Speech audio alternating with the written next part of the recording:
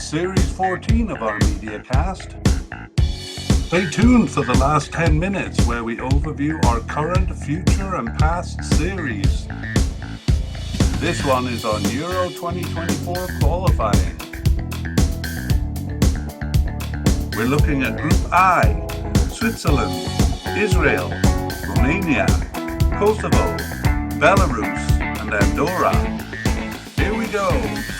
It's the International Soccer Preview by Soccer Files Canada, Series 14. I'm Kevin.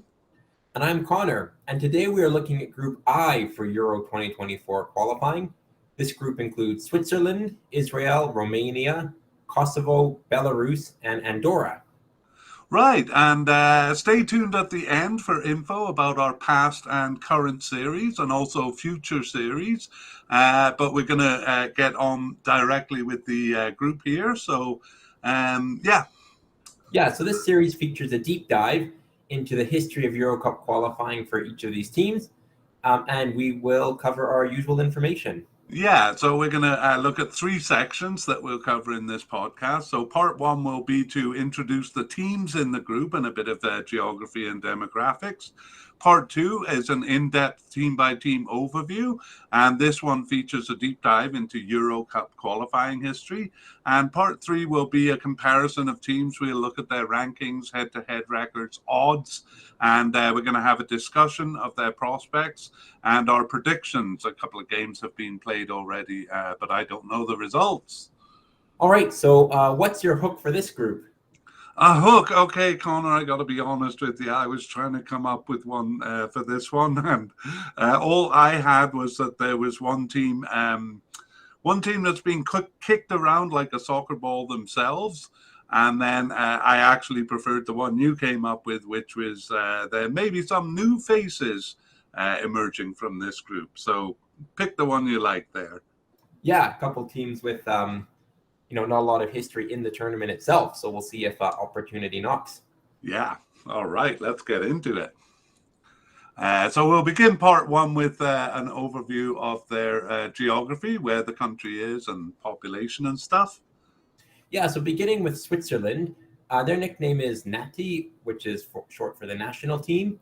They have a population of 8.7 million, and Switzerland's a mountainous landlocked country in Western Europe, surrounded by France, Germany, Austria, and Italy.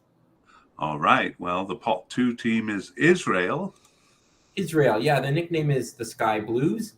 They have a population of 9.7 million, so a bit larger than Switzerland. It's not in Europe, Israel, but rather in the Middle East, with a coastline on the Eastern Mediterranean. All right. And pot number three, Romania. Romania, their nickname is the Tricolori, or the Tricolors. Romania has a population of 19.3 million, which is actually 10th among UEFA members. And it's a large country in southeastern Europe. It's south of Ukraine, east of Hungary and Serbia, and then north of Bulgaria, with a small coastline on the Black Sea as well. All right. And fourth team, pot four, Kosovo. Yeah, Kosovo, their nickname is the Dardanians. Their population is 1.7 million. And Kosovo's a small landlocked country in southeastern Europe, south of Serbia, which it declared independence from in 2008. Okay, and pot five, Belarus. Yeah, Belarus, their nickname is the White Wings. Belarus's population is 9.5 million people. And it's a large country in northeastern Europe, bordered primarily by Russia, Ukraine, Poland, and then the Baltic states. Okay, and finally we have Andorra. Andorra, their nickname is also the Tricolors, same as Romania. Same blue, yellow, and red colors as well. Andorra has a population of just 80,000 people. And it's a very small mountainous country on the border of France and Spain. And it's kind of roughly north of Barcelona. All right. Well, let's just take a look at them in comparison to each other, especially the population. Yeah, so the largest country in the group is Romania with 19.3 million people. Like I said, 10th largest among UEFA members. Then we have three teams very similar. We have Israel at 9.7 million people, Belarus just a shade back at 9.5 million people, And then Switzerland has 8.7 million people. So again, pretty equally sized countries. Kosovo has 1.7 million people. And then Andorra is a very small country with just 80,000 inhabitants. A well-crowded stadium, I would say. Yes. Okay, well, let's get Wembley on. or a new camp. What's that? A Wembley or a new camp. Yeah, right. There. Okay, let's get into the history, and we begin with Switzerland and their participation and achievements. So, first international game for them was 1905, and they missed the first World Cup, but participated consistently from the second in 1934. And that's true also of the Euro Cup, which they didn't enter in 1960, the first one, but always did thereafter. In terms of achievement, they were regular attendees at the World Cup around the time that the Euro Cup began, but they failed to reach both in a long slump from 1966 to 1994, but have reached both cups regularly since then. In terms of success, they've done much better in the World Cup than in the Euro Cup, having passed the group stage 7 times in World Cup competition, and that includes 4 times since 1994, but never passing the group stage of the Euro Cup until 2016. Interesting. Yeah. Okay, and doing a bit more of a close-up on the World Cup history. It's still an overview, though. Yeah, so Switzerland were not a top team in the past, but actually a force to be reckoned with, reaching the quarterfinals in 3 of their first 4 World Cups. After 1954, they fell off, qualifying for 2 cups until 1966, but losing all games there, then disappearing from the world stage altogether for 30 years. They made an appearance in 1994, but missed the next 2 cups thereafter. From 2006, though, they have not only qualified consistently, but passed the group stage in all 5 tournaments except 2010. All right. Well, we'll do the same for the Euro Cup, kind of an overview. So Switzerland were just entering into their weak years of World Cup non-qualification when the Euro Cup began. So just as they didn't qualify for the World Cup roughly 30 years from the mid-60s to the mid-90s, so too did they miss all Euro Cups. Actually, they came close in 1972 and in all cups from 1984 onwards. So it stands to reason that when the cup expanded from 8 to 16 teams in 1996, they started to qualify more regularly. Nevertheless, they still fell short in 2000 and in 2012, and they didn't pass the group stage until 2016 when the cup expanded further to 24 teams. And that had actually 16 teams passing the group stage rather than 8. So this was not just a result of the cup expanding, but also an improvement in their form, which we can also see in their World Cup record. And they earned their best finish in 2020 with a quarterfinal finish. On we go to the deep dive. All right, so we'll look at Euro qualifying history here. Switzerland did not enter the first cup in 1960, but entered in 1964. Qualification was 3 rounds of knockouts, and they fell at the first hurdle, bested by Netherlands. 1968 changed to a group format, and they went undefeated at home, including a draw with group winner Italy. But they lost all on the road, including to Cyprus, and they finished 3rd behind Romania. Bit inconsistent there. In 1972, we saw them win their first 4 matches, but in the last 2, they faced the biggest opponent, England. They lost 2-3 at home, and the matter was decided already. A tie in England in the last game was a bit of a cold comfort there. 1976 was a weak campaign where they lost all on the road, and they finished last behind Ireland and Turkey.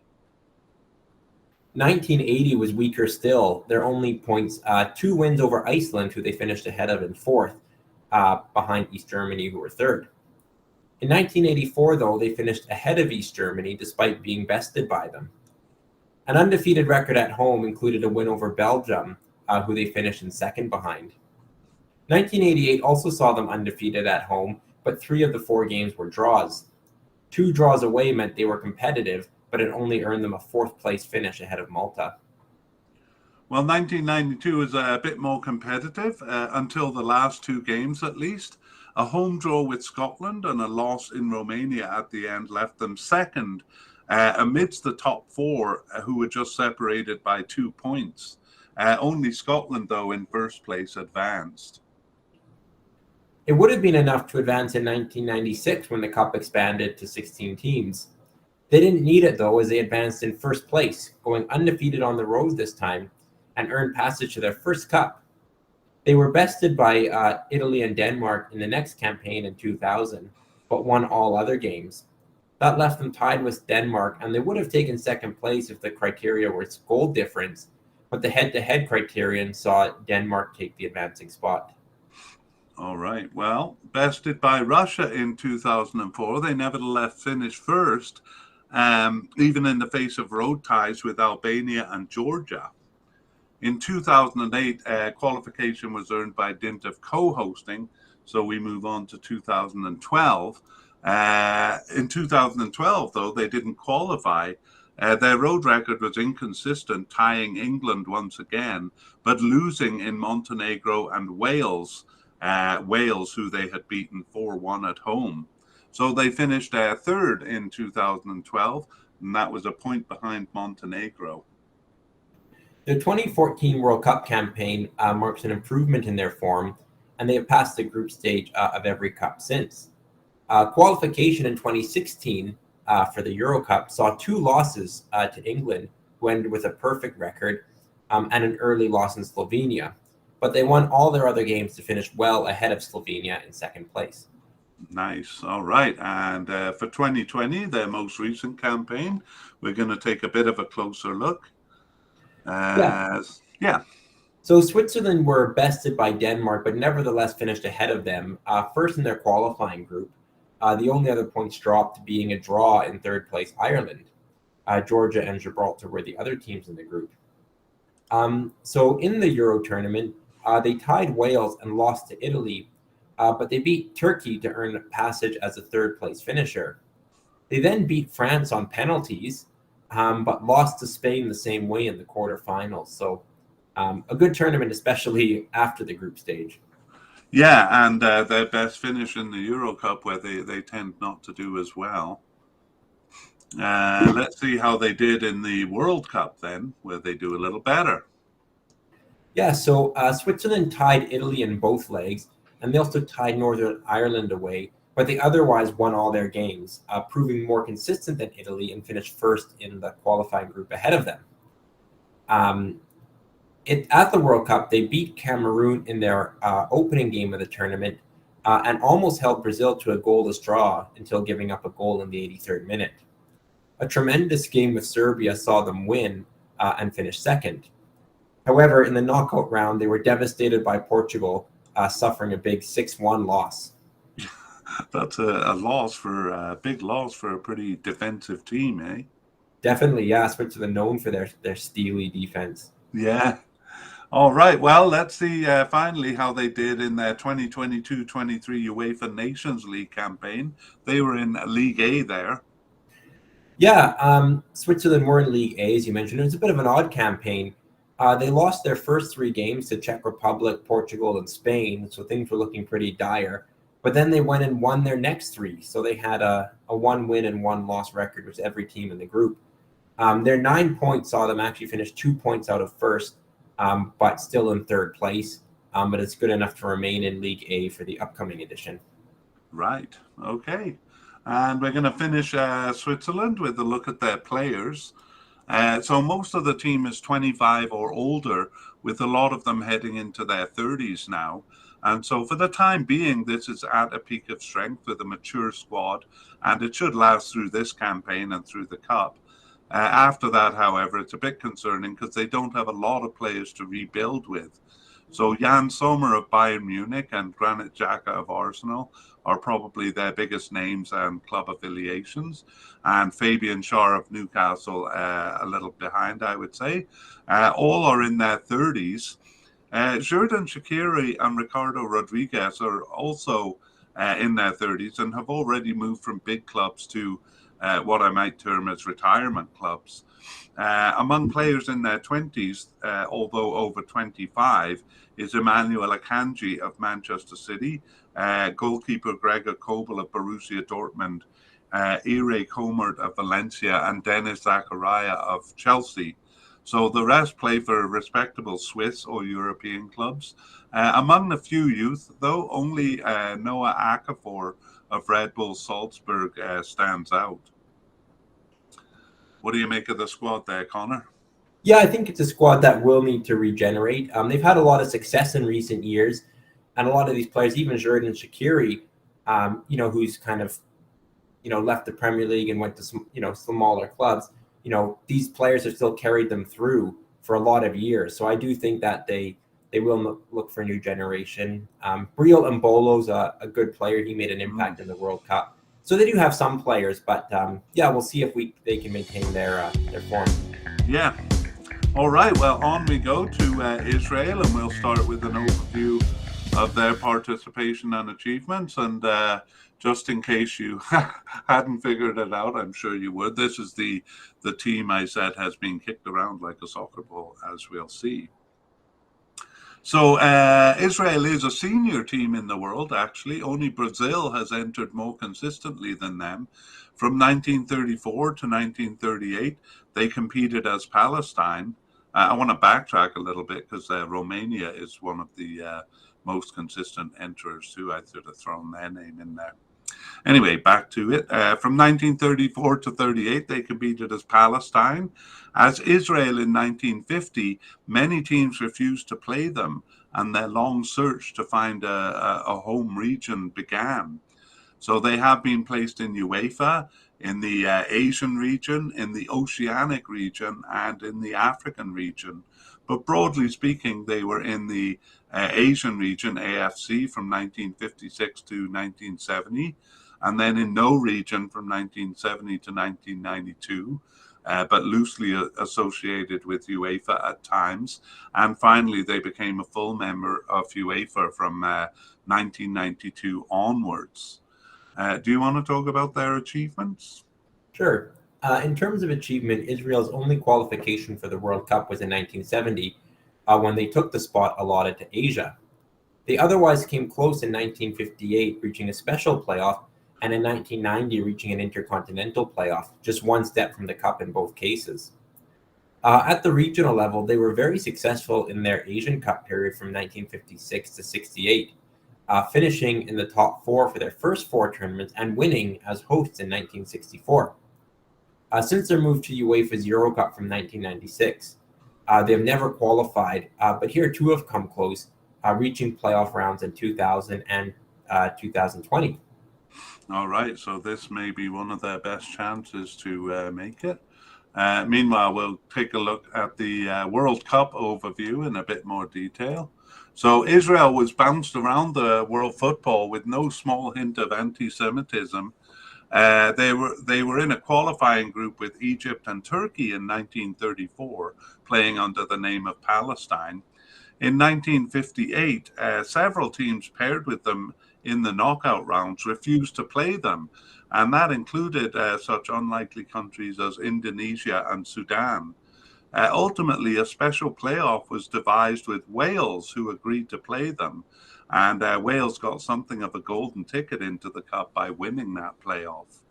1962 saw them playing qualifying rounds with Cyprus and Ethiopia, and in 1970 they were shunted off to a strange grouping of Asian, Oceanic, and just random other teams like Rhodesia, who as a group were given one qualification spot. They won that group, and 1970 became their only successful qualification. And they did reasonably well at the Cup, tying Italy and Sweden, having lost to Uruguay in their opener. They qualified with Asian teams for the following two Cups, and with European teams in 1982, and then had a couple of qualifications with Oceanic teams and they reached an intercontinental playoff in the last of these in 1990, where they were knocked out by Colombia. From 1994, they settled into UEFA and have finished mid-table in their groupings throughout their modern history. All right, well, Israel takes us on a brief trip to Asia. We're going to take a look at how they did in the Asian Cup when they were there. Yeah, so at the time when regional level cups began, they joined the Asian Football Confederation and participated in their first 4 tournaments starting in 1956. They dominated there, taking second in their first 2 cups, winning as hosts in 1964 and taking third in 1968. They withdrew from the 1972 tournament and were essentially kicked out of the AFC in a vote led by Muslim countries who refused to play them. Right, and it took them a while to find a new region to play in, but so they weren't involved in any regional tournaments until joining UEFA and entering qualification for the 1996 Euro Cup. They came close to reaching the cup on their second attempt in 2000. And they finished second in their group there, and they went on to a playoff with Denmark, which they lost. From 2004, they settled into mid-table finishes among their European counterparts. Reaching the playoff in 2020 looks like an improvement, but they actually finished 5th in the table, earning the playoff spot due to their UEFA Nations League record. So there too, they lost the playoff round and have yet to reach the cup. Okay, and let's take a look. We'll take a look at the Asian Cup history because it's pretty interesting. Yeah, Israel's first regional tournament was in the 1956 Asian Cup. Qualification was divided into 3 zones: Eastern, Central, and Western.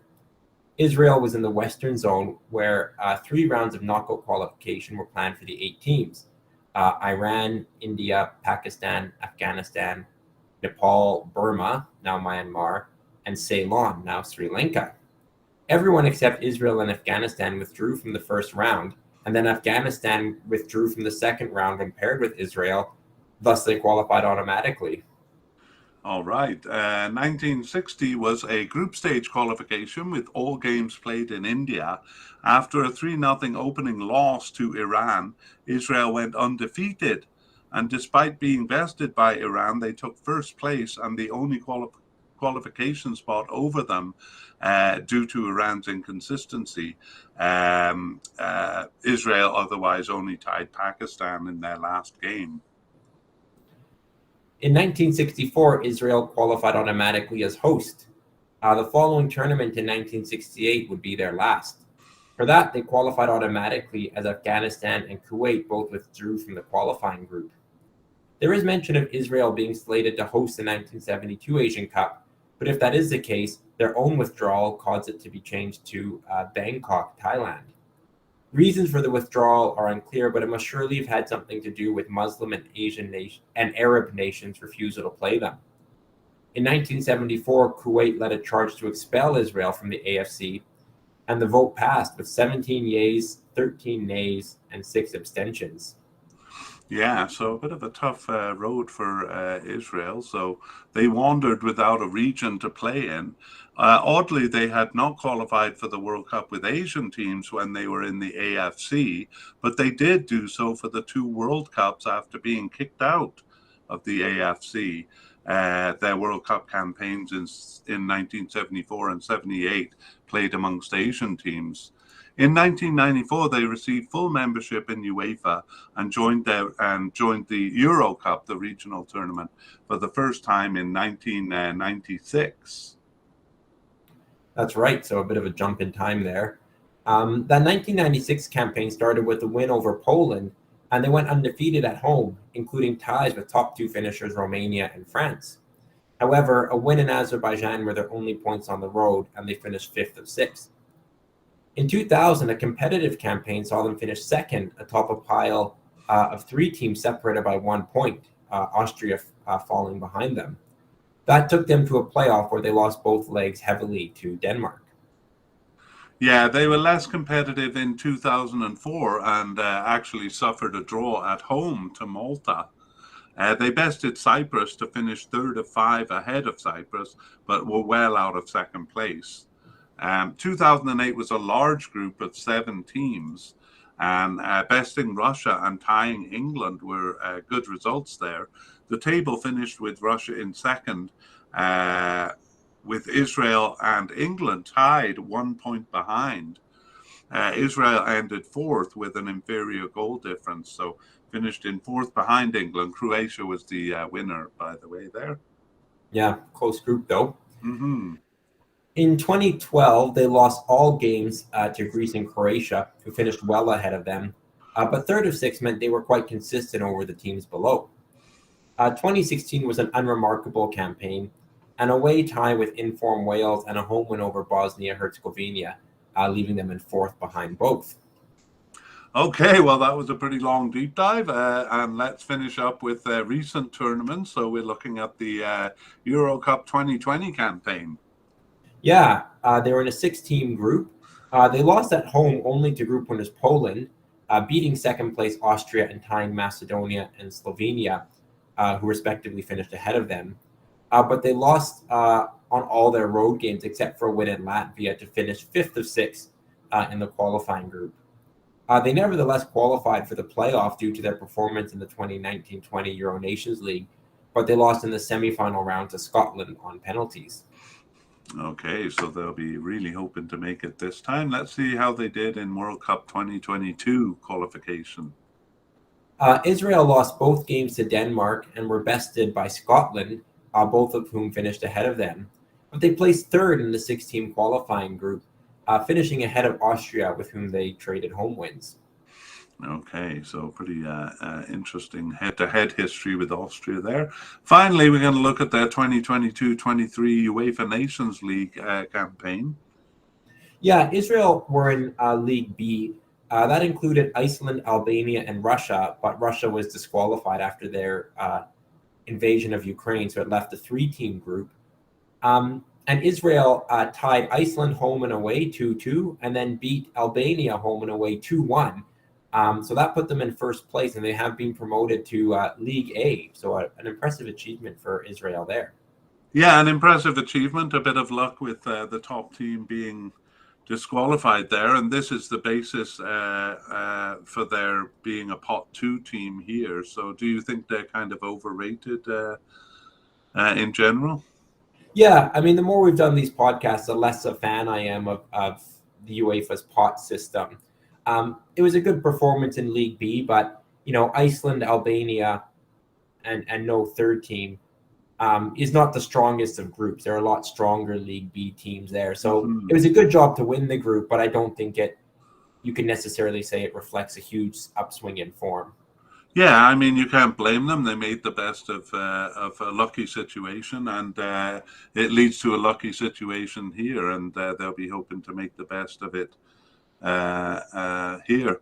Anyway, let's finish with a look at their players. So they are losing the services of 2 top forwards in Aaron Zahavi with PSV Eindhoven until recently, and Moanas Dabur with Hoffenheim. I'm retiring from the national team at just 30 years old, Dabur there. Bribas Nacho, 35-year-old and with 88 caps, is also retired. So a couple of their biggest club affiliations, goalkeeper Ophir Marciano of Feyenoord and captain Eli Dasa of Dynamo Moscow, are in their 30s, but probably have a campaign or two left in them. At the other end, they have some youth with potential. We have seen, I think I got the first name wrong, last name Solomon. Do you know the first name there? Yeah, Manor. Yes, Manor Solomon, who has sometimes dazzled in the Premier League with Fulham. And they have a couple of other youngsters with Red Bull Salzburg, Austria Vienna, and Celtic. All right, so that is Israel, and we move on to the third team, Romania, with an overview of their participation and achievements. So Romania is the only team to compete in every World Cup and every Euro Cup qualification. I feel a little embarrassed, Connor, because I think I've been saying on a lot of podcasts that Brazil is the only team to compete in every World Cup. I don't know if Romania is the only other, but if there is another, it's a very small group. Mm-hmm. You're supposed to say, "I forgive you, Kevin," or something at this Okay, point. you are forgiven, but it's new information. If anything, it made it more surprising. Okay, great. Anyway, Romania's king was very supportive of the soccer team, so he financed their trip to Uruguay in 1930. And the reason there are so few teams who have participated in all World Cups was because the first one required a long boat trip to Uruguay. And Romania decided to do that, and that's the reason for their early start. All right, I'll move along a bit more swiftly here. They had two strong periods in their history. The early period, where they reached the first three World Cups, although they didn't pass the group stage in any of them. The second strong period was in the 1990s, where they not only reached three cups in a row, but passed the group stage in each. Outside of those periods, they only qualified once in 1970. The only reflection of those strong periods in Euro Cup qualifying was in the late 90s, where they qualified for two cups in a row. So that was actually a little bit after their strong period in the World Cup. The second qualification there was in 2000, and that was the only time they passed the group stage. So outside of that period, they qualified three times with no particular pattern. That was in 1984, 2008, and in 2020. But they didn't pass the group stage any of those times. Okay, let's move on to a slightly closer look at the World Cup. Yeah, Romania qualified for the first three World Cups, as you mentioned, but didn't pass the initial stage in any of them, bested even by Cuba in 1938. They basically disappeared from international soccer after 1938 until all the way until 1990, qualifying only for the 1970 World Cup, where they failed to pass the first round. However, they surged in the 90s under their best player ever, George Hagi. There, they not only qualified three times in a row, but passed the group stage every time, reaching the quarterfinals in 1994 for their best finish. In truth, 1998 was a better campaign. They stormed through qualifying in the group stage, tying only the last game in both, but were undone by Croatia in the round of 16. They've been up and down since reaching two UEFA playoffs, since that time, but also finishing the bottom half of the table twice. And 1998 remains their last appearance in the World Cup. Okay, let's take a look at their Euro Cup, so not as successful there. That also shows their best period to be in the 90s, if a bit later than their World Cup successes. Having qualified only once in 1984, they reached the Cup twice in a row in 1996 and 2000, passing the group stage in the latter, where they lost to Italy in the quarterfinals. Since then, they've qualified twice. That's in 2008 and in the expanded version in 2016. I think above I said 2020, but it was 2016. And in both cases, they fell at the group stage. Their qualification runs in Euro play have been more consistent than in World Cup play. They went undefeated in three campaigns, and that was the three times they reached the Cup, of course. And they were still fairly consistent even when they didn't qualify, going undefeated on the road in 2004 and suffering losses only to the top two teams away in 2012, but they finished far behind in third place that time. So we move on to our deep dive into Euro Cup qualifying. Romania joined the first Euro Cup in 1960 and beat Turkey in round one of two of a knockout-style qualification. But in round two, they lost to Czechoslovakia and failed to reach the Cup as they would do until 1984. Yeah, paired with Spain in the first of three knockout rounds in 1964. They lost 6-0 away in the first leg, so a win in the second leg was pretty meaningless there.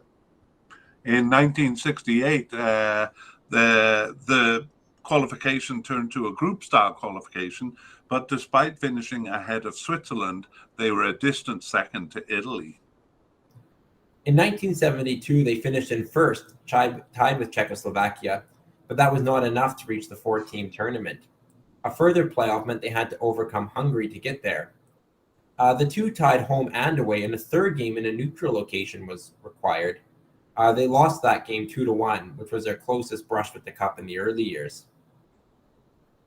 1976 saw them undefeated, but tying 5 of their 6 games. They came second to Spain, who took the only advancing spot there. And 1980 was the year that saw the tournament expand to 8 teams, but they were weak on the road and finished third in the group behind Yugoslavia. In 1984, they were bested by Czechoslovakia, but otherwise only dropped points on a tie in Italy, who finished a ghastly fourth in the group. Romania's consistency earned them first place and a spot in their first Euro Cup. They might have made it in 1988 too, but a tie with Austria in the last game left them a single point behind Spain. Ouch. Okay, well, losses in their 2 opening games of the 1992 campaign was enough to scuttle their chances. But it was a competitive campaign where the top 4 were separated by just 2 points. Unfortunately, Romania was third in that pile. 1996 saw the Cup expand to 16 teams, and they were coming into their second World Cup qualification in a row. They showed that form here, going undefeated in the 6-team qualification group, except for a home loss to France. But that didn't prevent them from winning the group, though, and they reached their second cup. Their 2000 qualifying was as good as their 1998 World Cup run, and they went undefeated to win the group over Portugal. 2006 was remarkably similar to 1992, where 2 early losses, both at home, undermined their chances in a competitive group. Once again, the top 4 were separated by 2 points, and once again they landed third, Denmark and Norway ahead of them. Yes, 4 years later, they returned with a tremendous campaign in 2008, coming first in a 7-team group. They were, as in 1992, bested by a Bulgaria, who here also finished behind them. But otherwise, they suffered only a draw in Netherlands, who finished in second. 2012 was an odd campaign, beginning and ending with draws against Albania and Belarus, who both finished behind them. But they were third, well behind France and Bosnia and Herzegovina. They returned to better form in 2016, going undefeated again. So a bit of an up and down pattern for them. Mm-hmm. In this campaign, Romania tied half of their games and finished second behind an impressive Northern Ireland. Second place, though, meant automatic qualification to the Cup, newly expanded to 24 teams. That's right. And, I think I gave it away earlier, but let's take a look at their Euro Cup 2020 campaign to see if they could reach it again. They would not. Romania came 4th of 6 in their qualifying group, losing all their matches to top finishers Spain and Sweden, but tying third place Norway twice. Their only wins were their games with bottom finishers Faroe Islands and Malta. Nevertheless, they qualified for the playoff due to their performance at the 2019-20 Euro Nations League, but they lost in the semifinals to Iceland. Right, so that was a 2-round playoff there. And yes, they didn't make it. Let's see how they did in 2022 World Cup qualifying. Romania came in as a 2nd seed, but they were bested by North Macedonia, who finished ahead of them, leaving Romania 3rd in the qualifying group. They lost both matches to group winners Germany and bested an Iceland team on the decline. A loss in Armenia also contributed to their non-advancement, as they finished only a point behind North Macedonia, who took the playoff spot. Yeah, that's right. And knocked out Italy too. Okay, on to the 2022 and 23 UEFA Nations League. They were in League B there. Yeah, and it was a poor campaign. They started with road losses to Montenegro and Bosnia-Herzegovina. A win against Finland was promising, but it was followed up with a 3-0 home loss to Montenegro. They went undefeated in their remaining 2 games, but they finished bottom of a tight group, all 4 teams separated by just 4 points. So that means Romania have been relegated to League C. So, disappointing campaign for them.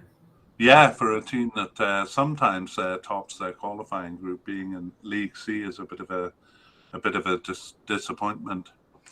Okay, we finish with a look at their players. So they do await another George Hagi, the superstar who led them through their remarkable period in the 1990s. Unfortunately, there's no one close to that on the roster. Their biggest affiliations are relatively unimpressive. I can't remember. I think George Hagi played for Barcelona. Would you mind looking that up while I finish? Yeah, sure. Yeah.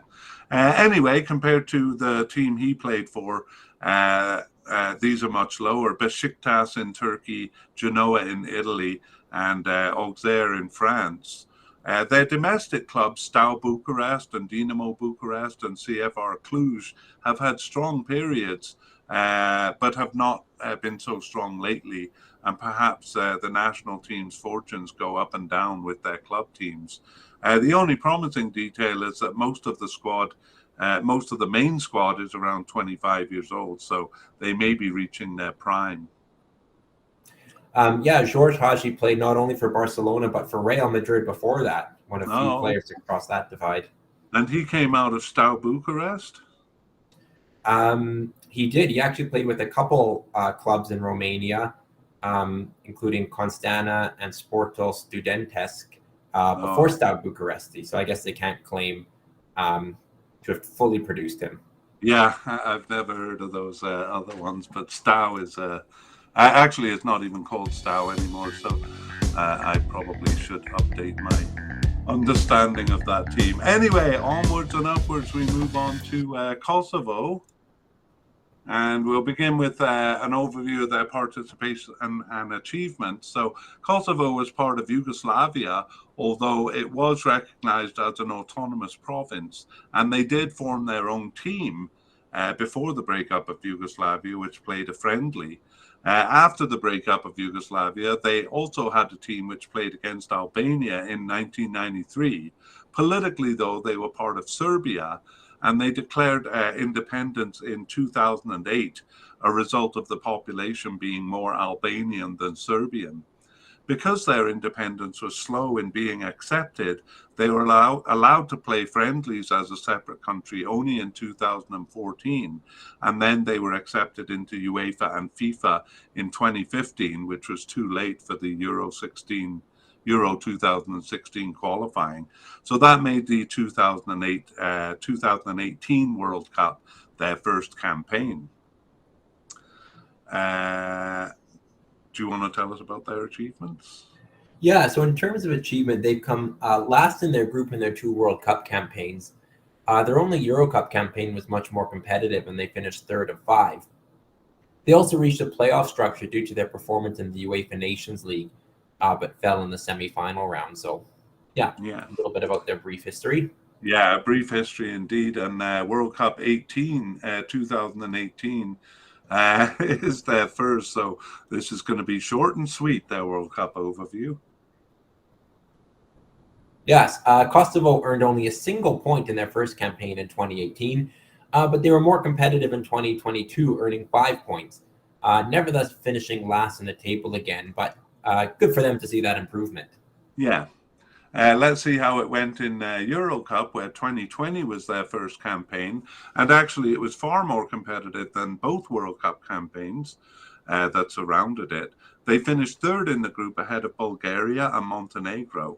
3rd was not an advancing position, but their UEFA Nations League performance did earn them a spot in a playoff structure where they fell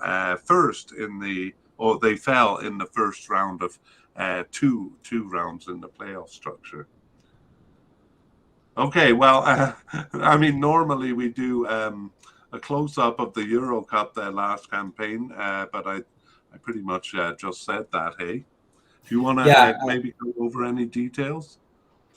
Yeah, you mostly covered it. They started well, actually, going undefeated in 5 of their first 6 games, which saw them in 2nd place before they lost three of their last four, although two were the group winners, England, and the other was the second place Czech Republic.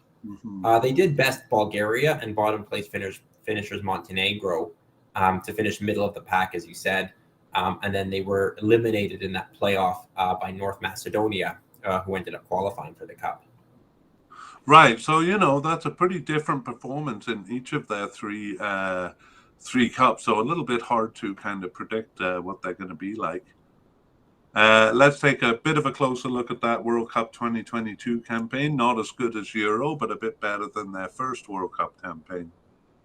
Yeah, they managed 2 draws with Greece and 1 in Georgia, but lost a home leg there and finished behind them last in the group. The other teams were Spain and Sweden, so I have to say that was a very difficult group. And so picking up 5 points is actually not all that bad. Yeah, well, that's an interesting way of looking at it. Certainly this group gets a bit more opportunity than that. All right, well, again, trying to put a finger on them is a bit tough, but we have the 2022-23 UEFA Nations League campaign, which might help. They were in League C there.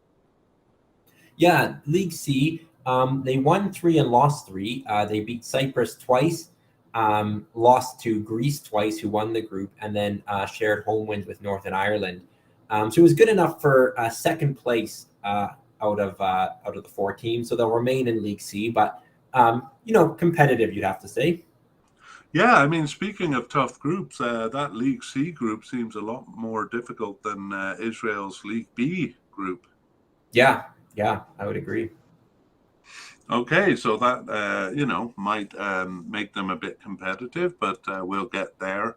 We'll end this section with a look at their players. So apart from a 34-year-old goalkeeper, the squad is almost entirely between 23 and 30 years old. So that means they're in their prime playing days. And they also have a few young players coming in. Almost all of the team plays for respectable Euro clubs outside of Kosovo, the biggest being Napoli, Olympiacos, Lille in France, and Galatasaray in Turkey. So pretty respectable looking squad there. Yeah, more players kind of playing outside their league than Israel, and even Romania, if I'm correct on that. So yeah, some decent affiliations if that's one measure to go by. Yeah, it'd be good to put these player ones side by side as you just did. But when we look at Belarus, we'll see that Kosovo looks a lot stronger than they do.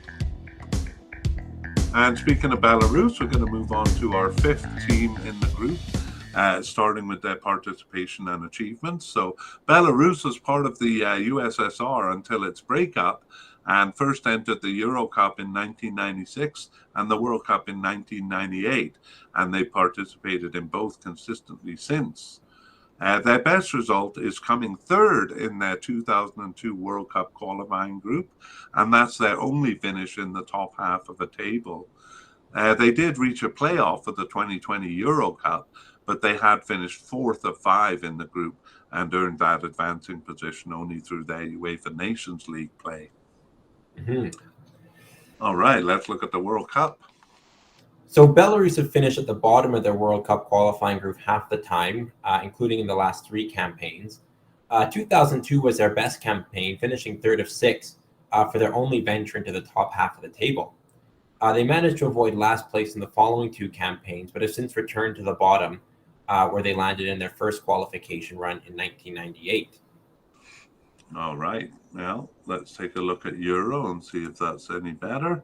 Actually, Euro qualifying is something of a mirror image, finishing last in the middle years, but 4th in the initial and in recent campaigns.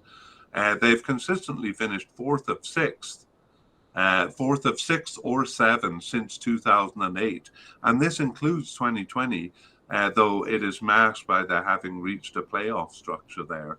And that was due to their Nations League record, as we said, and they were quickly knocked out in the semi-final round. So in Euro Cup qualification particularly, they were usually good for a shocking spoiler result, as they specialised in taking their spoiler points off of the top teams, as we'll see in the deep dive.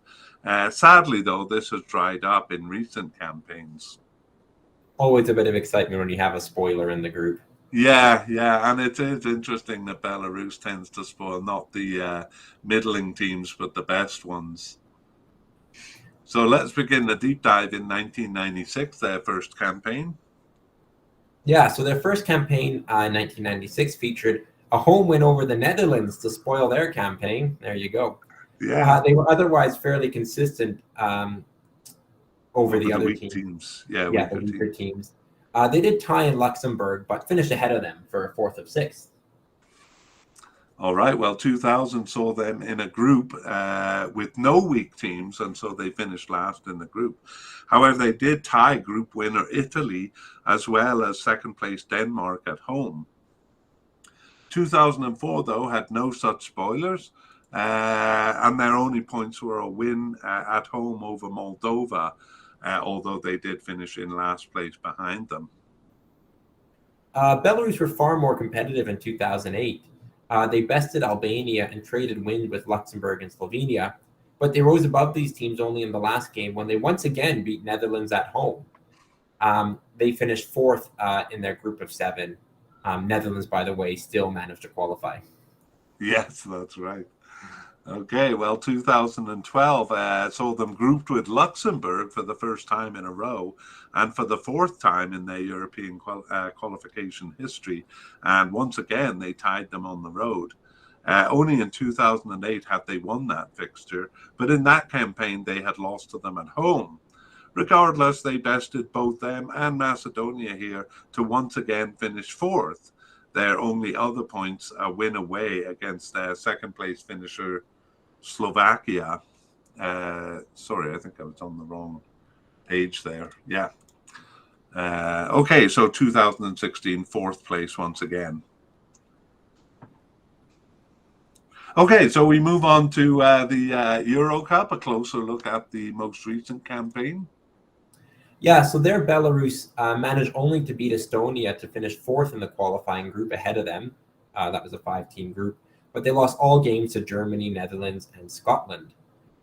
They nevertheless qualified for the playoff due to the performance in the 2019-20 Euro Nations League, but they lost the semifinal in Georgia.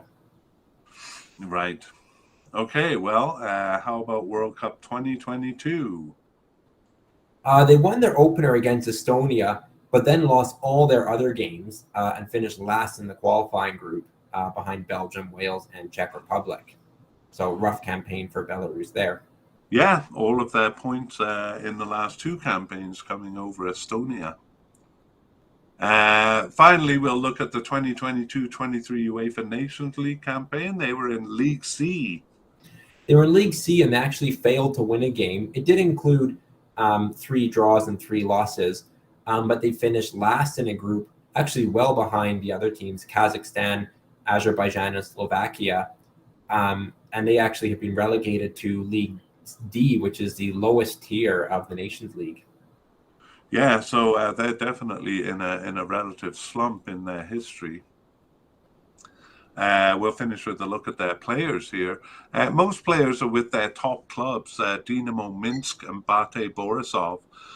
Those two enjoyed good periods in the Europa or even the Champions League, but have since, like the national team, fallen on weaker times. Those who play abroad are with teams in Russia, Cyprus, Israel, and Kazakhstan. Probably the biggest club affiliation is Rostov in Russia, although that 30-year-old player has just 7 caps for the national team. So I got to say, there's really nothing promising on the Belarusian team. Do you remember which Belarusian player played in the Premier League? Oh, yes, he was with Arsenal and Alexander something. Yeah, Alexander Kleb.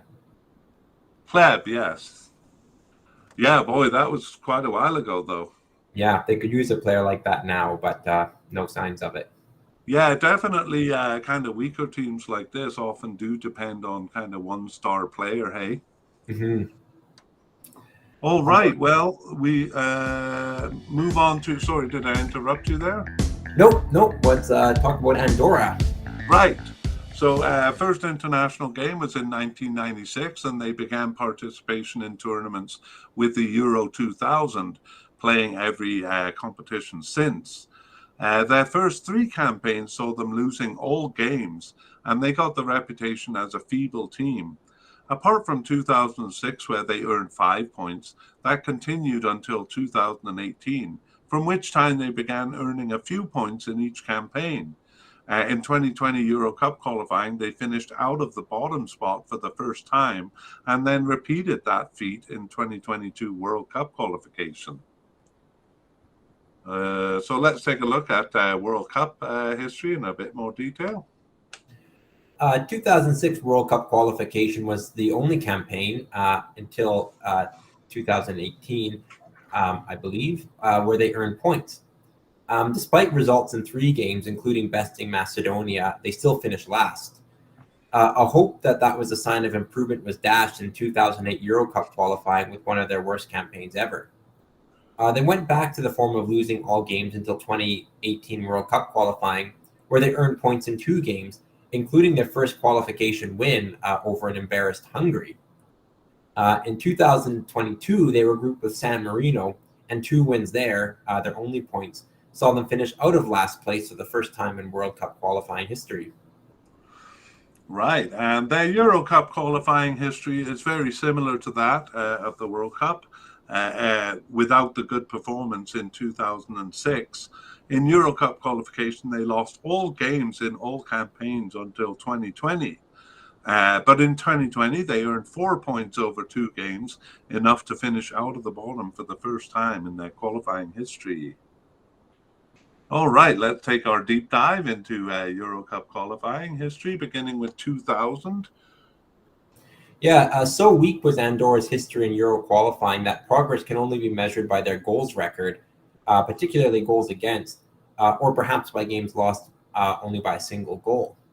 Their first campaign in 2000 was respectable in that they lost only 2 of their 10 games by a margin of 4 goals or more.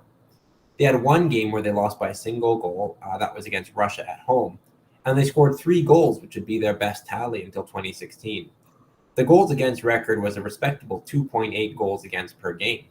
Yeah, that's not too bad. 2004 was better still. It began well with 2 games lost by 1 goal margins. Those were to Belgium and Bulgaria. And their biggest margin of loss was 3 goals, a 3-0 loss. And the goals against average there was 2.25 goals per game, so quite a bit lower. Mm-hmm. 2008 followed a good World Cup campaign in 2006 where they earned 5 points. But any hopes of improvement were sadly dashed here, with 3 games lost by 5 goals or more, and a goals record of 2 scored and 42 against over 12 games, dropping their goals against average to 3.5. Once again, though, they troubled Russia, losing just 1-0 in their final game. Yeah, and they had 3 such scorelines in 2012, including 2-0-1 losses to Slovakia. Their goals against average returned to a respectable 2.5 goals against a game and would have been lower except for a 6-0 loss to Russia in their last game. 2016 was as bad as 2008, though. With no weak teams in the group, they finished 12 points behind a competitive Cyprus, and only in their first game against Wales did they manage a 1-goal margin. Goals against fell to 3.6 per game, but they did score 4 goals for their best tally in Euro qualifying. All right, and that moves us on to their most recent campaign, Euro 2020, and they earned a couple of points there. They did, and in fact had a great achievement to finish 5th out of 6 ahead of Moldova, who they beat at home. A tie with 4th place Albania on the road gave them the edge. They also had very respectable score lines against France, Turkey, and Iceland too, averaging only 2 goals against per game. Wow. Good. Yes, World Cup 2022 qualifying then, and we also know that was a bit of an improvement. Yeah, as you mentioned, they beat San Marino in both legs, but otherwise lost all other games, and they finished fifth of six in the qualifying group, but not last. So, yeah, a positive. Yeah, and 2.4 goals per game in that one, goals against. So I remember when we did San Marino, we were saying for them anything under 4 goals a game was relatively good. Andorra seems to have a lot of campaigns with about 2.5 goals against per game, which is pretty respectable. Okay, we'll finish with the 2022-23 UEFA Nations League campaign, and they were in League D there. Yeah, the lowest tier. But the Nations League is particularly good for these smaller teams to see how they measure up against similar smaller countries. Mhm. And Andorra had a decent campaign. They were undefeated at home, and also won a game on the road. They beat Liechtenstein home and away. Their losses on the road were in Latvia and Moldova, but they finished with a respectable record of 2 wins, 2 draws, and 2 defeats. It meant third place out of 4, so they'll remain in League D. But again, points to some signs of improvement. Yeah, yeah. Okay, and we'll finish with a look at their players. Half of the players are with Andorran teams, and the rest play for low-level clubs, mostly in Spain. 3 veterans continue on the team. Mark Puyol, he's 40 years old with 107 caps. Captain Marcio Vieira, 28 years old but 117 caps, and goalkeeper Joseph Gomez, 37-year-old with 82 caps. Several other players are in their early 30s, and the starting squad is pretty mature, with most players 25 or older. They have a couple of promising youths in 20-year-old goalkeeper who's with Valencia's B team, and a 20-year-old striker with Real Betis's B team. So maybe some upcoming potential there. All right, and that brings us to the end of the team-by-team history there. We move on to part 3, where we are going to begin by looking at the pots that the teams come from. That's right. The pot 1 team here is Switzerland. They were actually 9th out of the 10 teams, but it's based on Nations League performance. But they have a good, World Cup qualifying record, so I think they are a pot 1 team. The pot 2 team is Israel. They came kind of from the middle of the pack of pot 2, being promoted from Nations League B, earning them a pot 2 place. The pot 3 team is Romania. Their poor performance in relegation saw them kind of at the bottom of pot 3. The pot 4 team was Kosovo. They were 7th of 10 in terms of the rankings. The pot 5 team, Belarus, was kind of again near the middle of pot 5. And then you have Andorra. They were the 3rd lowest ranked team coming into this tournament, just San Marino and Liechtenstein behind them. Yeah, so I would say this is definitely one of the weaker groups, and really a good opportunity for the teams that are in it. Definitely, yeah.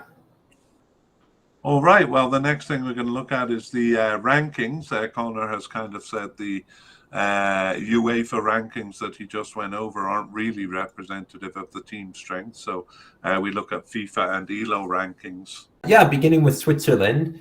They're 12th according to FIFA and 16th in the ELO rankings. They've actually been a top 20 team for several years now, peaking as high as 6th in the FIFA rankings in June 2018. Okay, and second team is pot 2 Israel. Yeah, so Israel are 76th in FIFA, so quite low for a pot 2 team, and 56th in ELO. They've actually been pretty consistently higher in ELO than in FIFA over the last little while. FIFA, they've kind of ranged between about 76 and really 100th, whereas ELO, they've kind of been in the 50s to 70s. Right, and at least in FIFA rankings, they're quite far below pot 3 team Romania. Yeah, Romania are 52nd in FIFA, but 60th in ELO.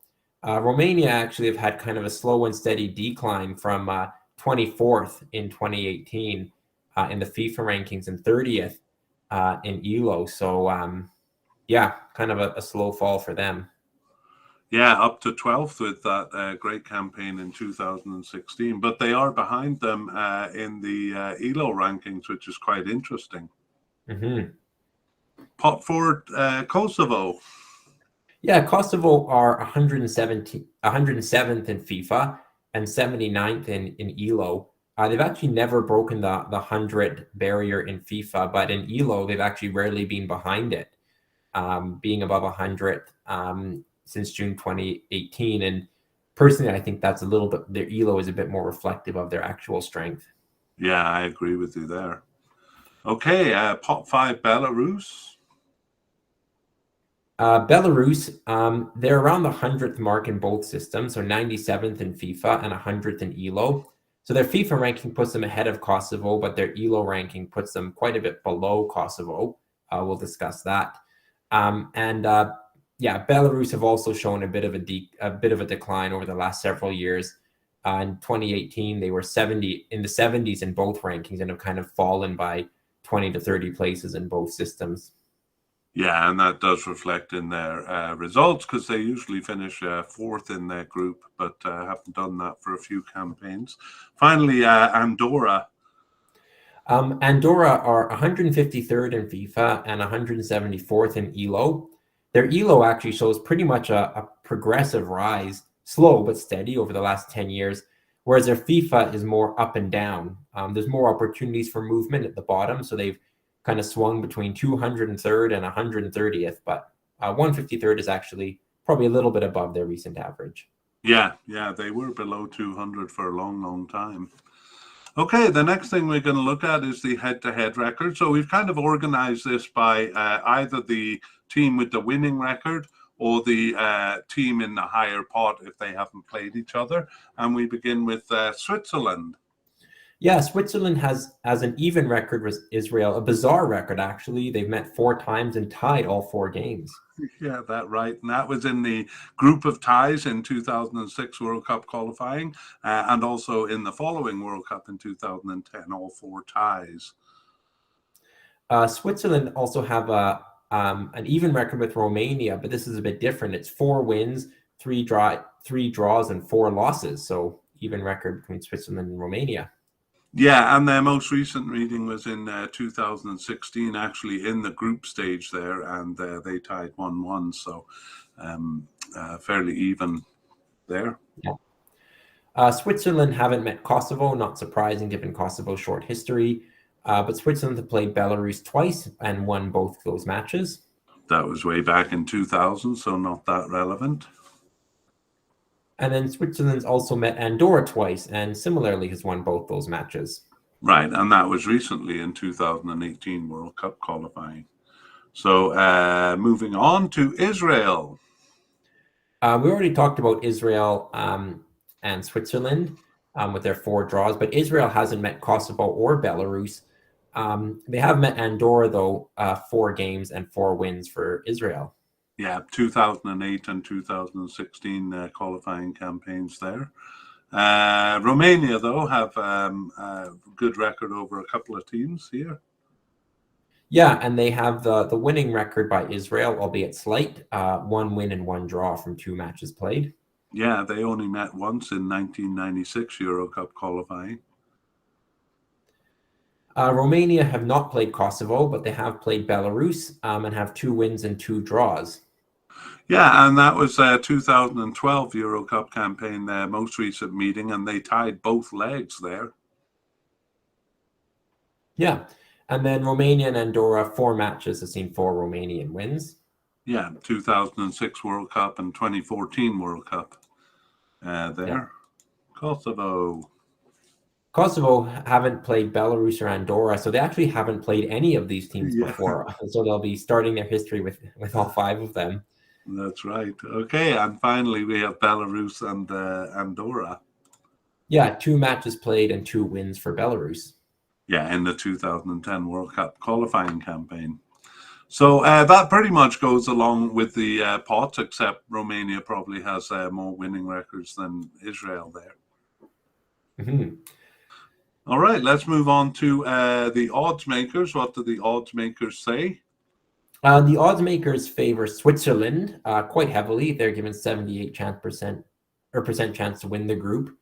Romania is a second with 22% chance.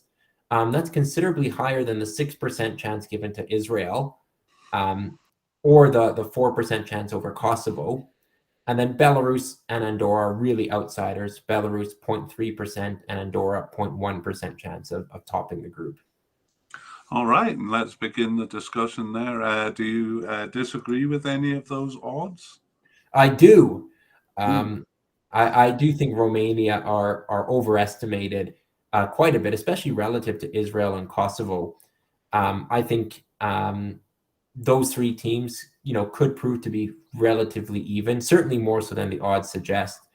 I think Romania, we've seen in the rankings a bit of a decline, relegation in the Nations League, kind of unimpressive results in recent World Cup and Euro campaigns. So I really, they have a good history, but I don't think that 22% is representative of their current form. Yeah, it's almost like it's based on their history, because they have kind of popped up and won groups sometimes, which Israel and Kosovo haven't. But as you say, their form is so weak coming into this that number does seem a little bit high. I think we have a bit of an ongoing disagreement, because I'm going to once again say Switzerland is lucky in their grouping, and I've said in previous podcasts that. I feel like Switzerland always gets lucky with their groupings, or often gets lucky. What do you think here? I would have to say they're fairly lucky this time. I don't always agree with you. I think Switzerland are a good team, and like I said, it's an ongoing debate. But this is a group that is easy. I don't really see a genuine kind of pot two team in this group. So I think Switzerland should have no problem. They're consistent, and that's why Switzerland, do well in tournaments and get the tournaments, because of their general consistency, especially in World Cup qualifying.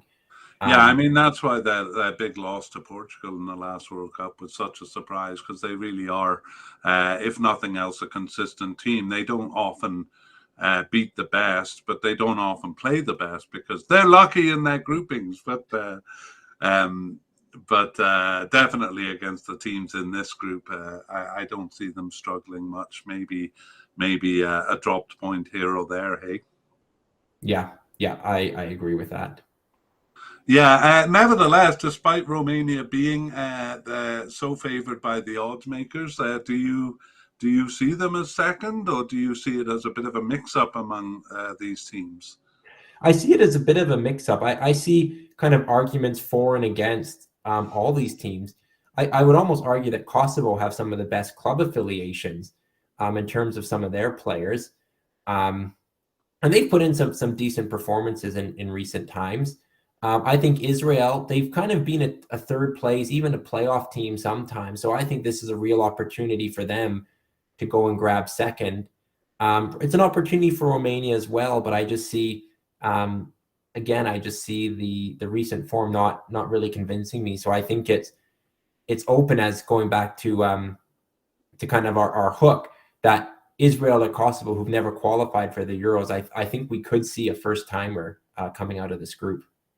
Yeah, definitely. I mean, the form is one thing, and I think maybe Israel is at 6% because their claim to being a pot two team is based on their UEFA Nations League record, where Russia was disqualified from their group, and they only had to beat Iceland and Albania to get the kind of pot ranking that they did. But we did see they're still ahead of Romania.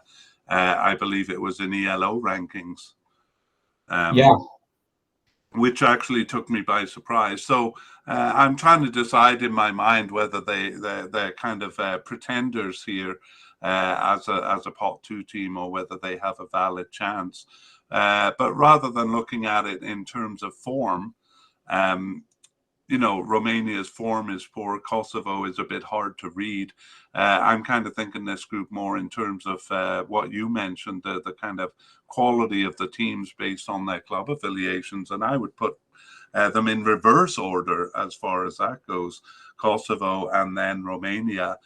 Israel has just lost their two biggest scorers, and they do have the Fulham player. What was his name again? Oh yeah, Manor Solomon. Yeah, they do have him coming in, but I think they're going to be really struggling losing those two forwards, and also a big midfielder, or an important midfielder for them in Nacho. So I can't kind of help but and this is actually just through the course of our podcast here. I'm almost putting Kosovo in second place.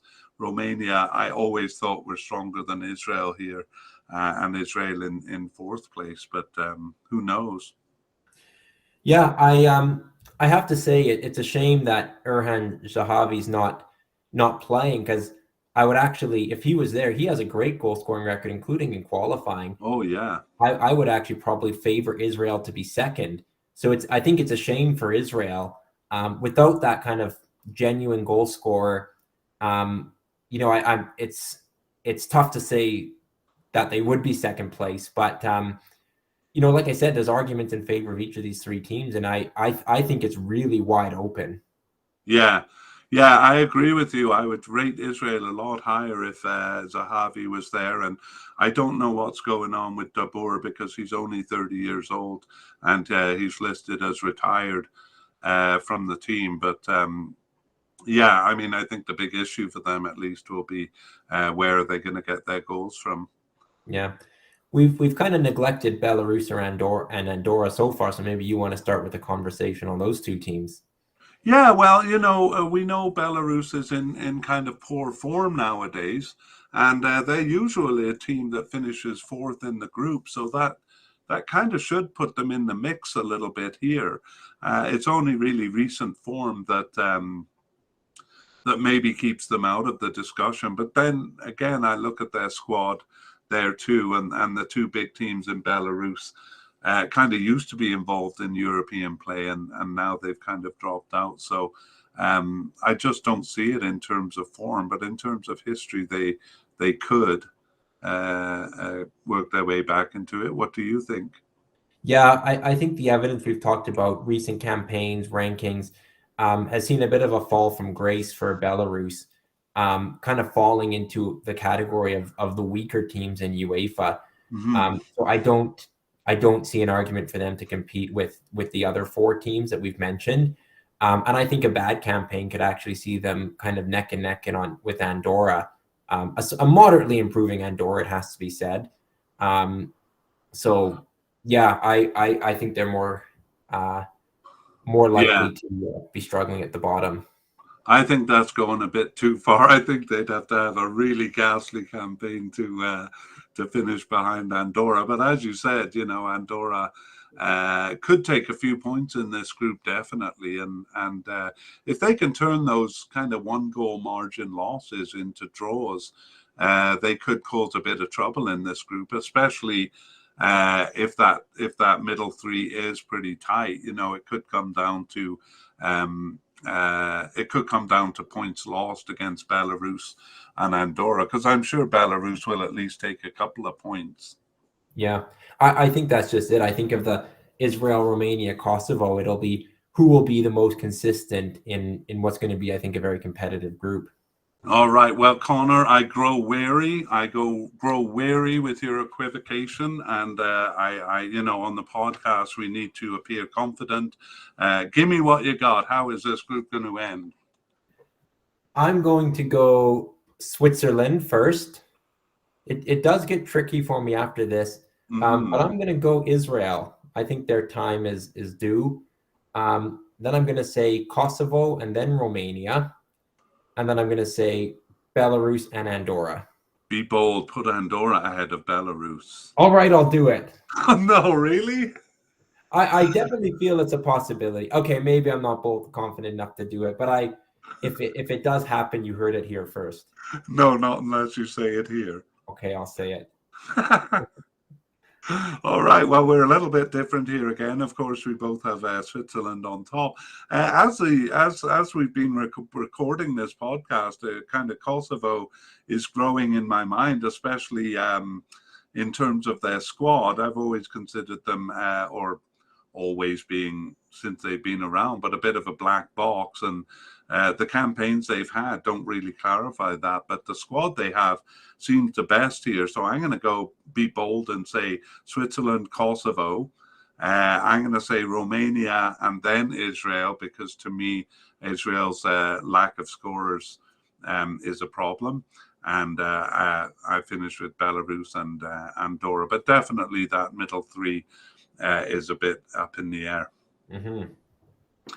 All right, well, let's move on to the last section here and the opening game. So they played a couple of games a couple of sets of games in March. And I have not looked at the results. I've been saving myself for this podcast, but Connor does know the results. What do we have? So first up, we have Belarus versus Switzerland. All right. Well, in their historical form, I think Belarus is capable of an upset. We actually saw in the deep dive that the teams they tend to get spoiler results against are the best teams, not necessarily the middling teams. So I do think that's an outside possibility here, but their form has been so poor in the last few campaigns, and Switzerland is very consistent. So I'll say 2-1 Switzerland. It was 5-0 for Switzerland. So Belarus's poor form continues. Got a lot of wasted words there. Okay. Next we have Israel Kosovo. Oh, well, I think this is a crucial game in that battle that we've been talking about. I wouldn't be shocked to see Kosovo get something out of this, but I'm going to say 2-1 Israel. Kosovo actually did get something out of it. It was a 1-1 draw, so good result for them to begin their campaign. Yeah, especially in this tight group. Andorra and Romania. Well, I do think Andorra may get a couple of points out of this campaign. And, well, I guess this is a place where they could get them if Romania remains inconsistent, but I don't think so. I will say a decent scoreline of 2-0 Romania. 2-0 was the score. So Andorra, we've seen their defense has been good recently, so they kept the score down. 2-0 the final. All right, so Switzerland already off to a big lead there. And the second set of games, what do we have? We begin with Kosovo versus Andorra. Okay, well, this will be a test of Kosovo's consistency, and I think they'll do it. But again, a respectable scoreline. Maybe I'll say 2-0 here, maybe 3-0. I'll go 2-0. Interesting result here. It was a 1-1 draw. Kosovo scoring in the 59th minute and Andorra scoring 2 minutes later. Wow, good for Andorra. They really are getting better. Well, that shakes things up a bit. What do we have next? Next is Romania versus Belarus. Well, Romania didn't do that well. They did beat Andorra. Belarus was awful in their first game, so I think this will be a fairly easy win for Romania. I'll say 2-0. It was 2-1, but to be fair, Belarus's goal was a late consolation. So 2-1 Romania. 2-1. And Switzerland against Israel. Switzerland, again, very consistent team. Israel was a bit disappointing in their first one at home. And maybe I didn't take the difficulty in scoring goals into account. So I'm going to say Switzerland 2-0 here. Switzerland won 3-0. So asserting themselves as the best team in the group so far. Yeah, they're almost already unassailable because the teams below them are exchanging points with each other. Well, now we go over to you for the June games, which haven't been played yet. So the first one is Andorra at home to Switzerland. I see nothing other than a convincing Swiss win. I'm going to say 4-0 Switzerland, who have been scoring goals in this campaign. Yeah, that's true. That's true. I was going to say 3-0, but you give me a bit of food for thought there. But I'll stick with that.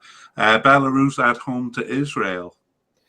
Well, I predicted Israel second and Belarus last. So I guess that leads me to an Israeli win, which I actually would have probably said anyways.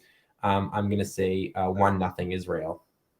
All right. I think there is an outside chance of a tie here because I think Belarus will get some points. And I put Israel as the weakest team among the three. So I'm going to be bold and say 1-1, although I'll say 1-1 favoring Israel.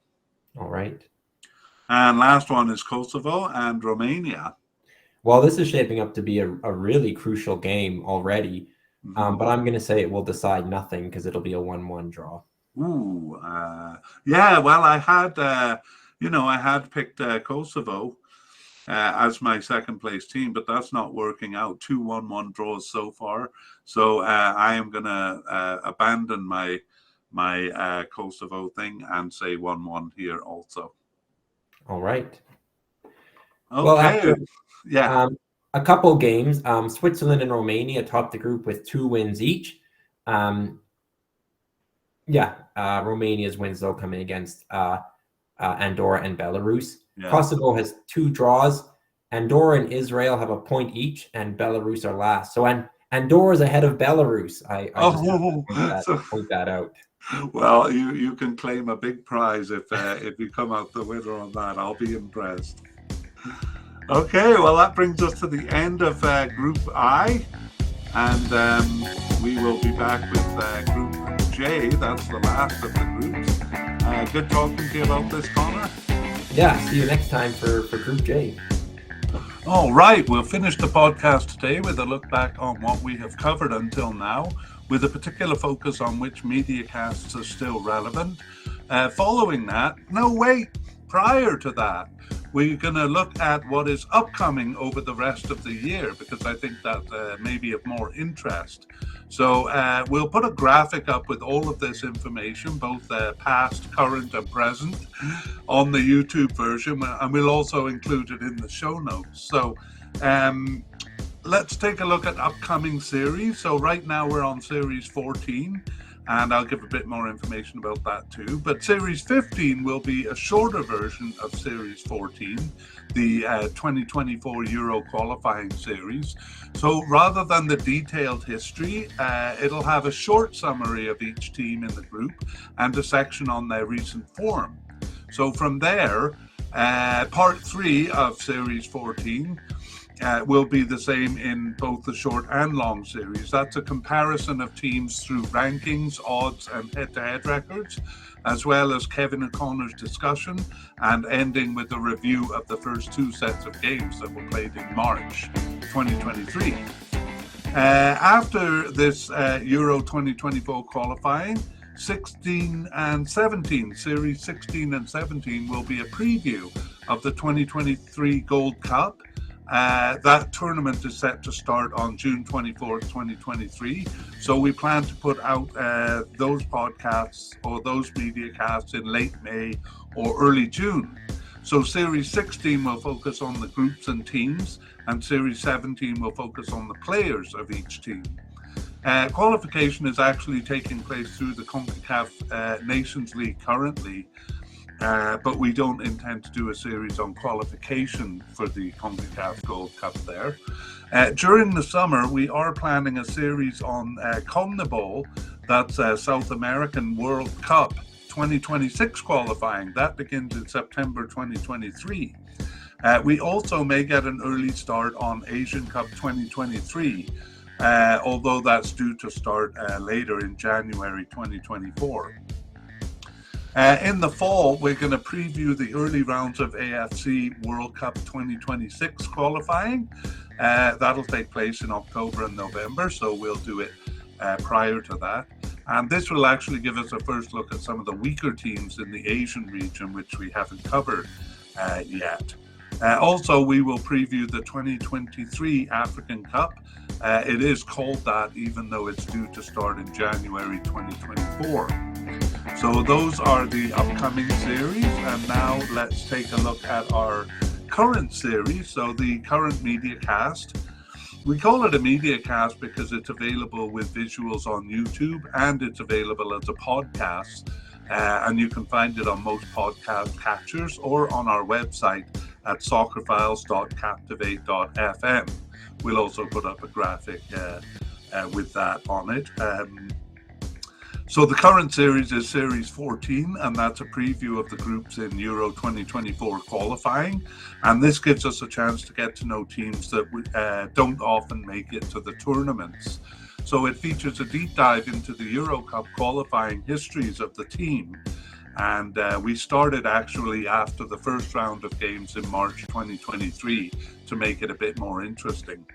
So as mentioned, we'll follow that with Series 15. That's a shortened version of Euro 2024 qualifying, because some members of the audience don't want such a deep dive. Now, let's look back at our previous MediaCast series, and these are still relevant to various degrees, and well, they tend to be relevant in reverse order, so we'll actually kind of go backwards in time here. So Series 10 to 13 were all based on the 2022 World Cup. Series 10 was an 8-part group-by-group preview of the 4-team groups in the tournament. It featured a deep dive into the World Cup finals history of each team. Series 11 was a 32-part team-by-team preview of players in World Cup 2022. So we didn't know at the time which players would be selected. So we went through the candidates for each position and gave information about them. So that'll still be relevant for a lot of the teams. Series 12 actually featured shortened versions of each of Series 10 and 11. So a shorter version on the teams and on the players. And then Series 13 was a 25-part review or update of the team-by-team players podcast. And it was published after the teams had selected their squads for the finals. So it went through the candidates that we had discussed in Series 11 and introduced any new players that made it to the final squad. Unfortunately, we ran out of time before finishing all 32 teams. And I particularly regret that in the case of Ghana, because they brought a lot of new players in that were not considered in our Series 11 preview of the Ghana players. Anyway, these World Cup podcasts, especially the player ones, are still relevant because the squads haven't changed that much. We will be doing future player podcasts before each major tournament. So going back before that, Series 9 is actually probably the most relevant. It was a 12-part preview of the African Cup 2023 qualifying groups. It's still called African Cup 2023. It was originally set to take place that year, or this year, I should say, but now it's been moved to January 2024. So qualification games were also postponed, and the qualification is still unfinished. So, as I said, that makes it still quite relevant. Series 7 and 8 were both based on the 2021 African Cup, which took place in January 2022. That's good for a look at some of the smaller African teams who made it to the expanded cup. Series 7 was a 6-part overview of the teams in African Cup 2021 or in 2022. It's confusing. It's still called African Cup 2021, but it took place in January 2022. While the overviews were repeated in Series 9, this did feature a deep dive into the African Cup finals history of the participant.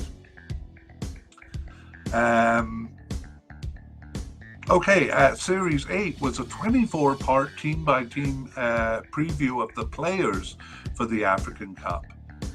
For the African teams that made the 2022 World Cup, the player podcasts will be updated, but for the smaller teams, they won't be. So for many teams, it remains the most relevant.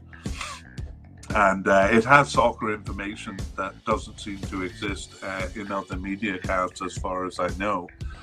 Okay, I'm moving back before that. Series 4 and 6 focused on the CONCACAF regions, specifically the 8-team final round of qualifying for the 2022 World Cup.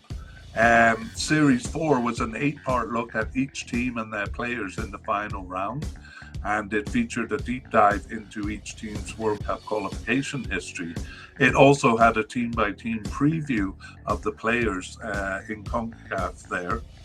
It really should have been a separate series number, to be honest, but nevertheless, the current players on the squad were examined for each of the 8 teams.